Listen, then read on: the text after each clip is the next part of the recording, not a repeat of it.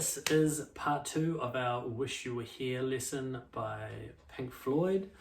In this lesson, we're going to do the solo at the start, the acoustic guitar intro solo that goes over the...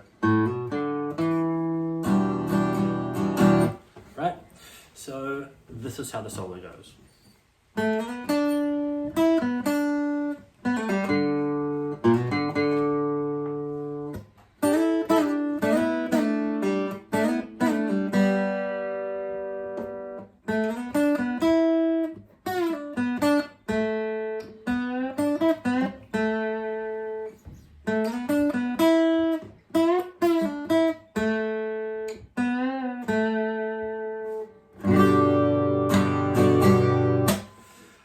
Okay, so parts of the solo are easy and parts of it are not easy.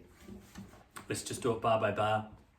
First bar, you're going to slide from the 2nd fret of the G string to the 4th fret of the G string, and I would use my 2nd finger to do this. And then you play the 3rd fret of the B string, right? So that goes...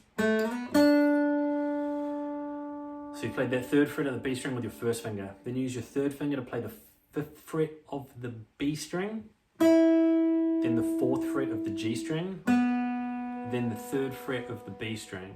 So those 3 notes were... And then we're going to do a pull-off. It's like a double pull-off. You pull off from 4 to 2 to 0 on the G string, right? So you put your 3rd finger on the 4th fret of the G string, play that, and you pull that off to the 2nd fret, and then you pull that 1st finger off to the 0. Right? And that's pull off. So that means you pick the first note. You don't go, you just pick it once. And you give your fingers, you kind of pull your fingers down to sound the next note. And then you play the open D string. And then we play the 1st fret of the A string and slide it to the 2nd fret of the A string. And then play the D string twice.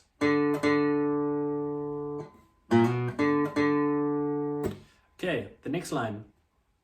Play the 3rd fret of the B string and the high E string. You could use your 1st finger and bar it if you want. You're going to hit those 2 notes and slide up 2 frets. I actually prefer to use my last 2 fingers to do this. So I use my 3rd finger and my little finger. Then you're going to hit the notes on the 5th fret and slide back to the 3rd fret.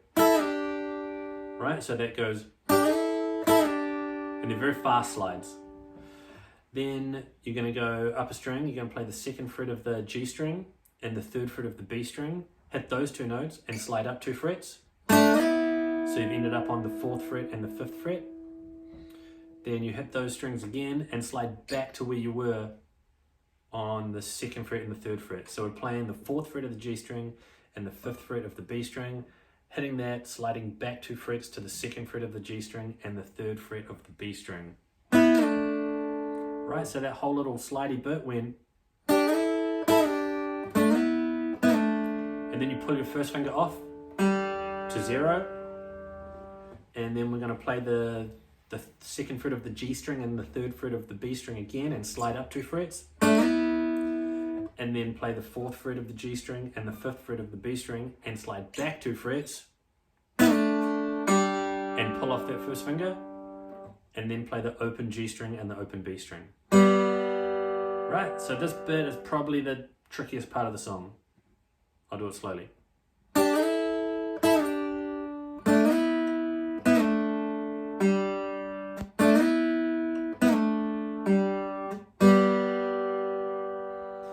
Okay, next line, sliding from 2nd fret to the 4th fret of the G string, then the 3rd fret of the B string, 4th fret of the G string, 5th fret of the B string. Then you play that 5th fret of the B string, you do a bend.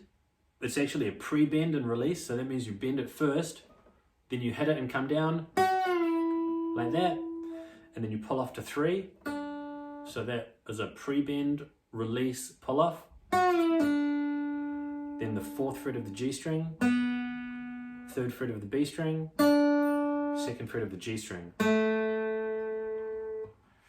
Then you play the fourth fret of the G string and do a bend. It's quite hard to bend this, but just bend it as big as you can.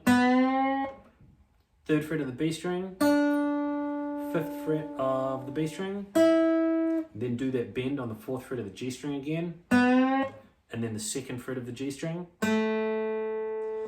Then we hit the second fret of the G string, slide it to the fourth fret, then play the third fret. Somebody's just come up on this. That was annoying.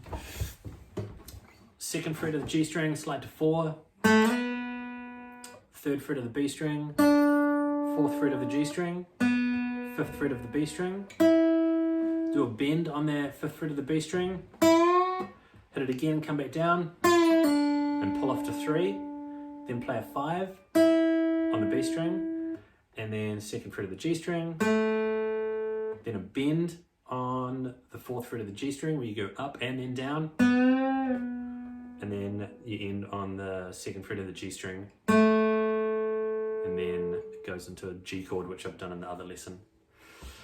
So that's it. I'll put a tab up in this lesson so you can read it, slow it down, print it off, whatever. Yeah, just have a go at it, see how you go, and practice it, and eventually it'll get easier. But it's a pretty cool little solo. So good luck with that, and see you next time. Bye bye.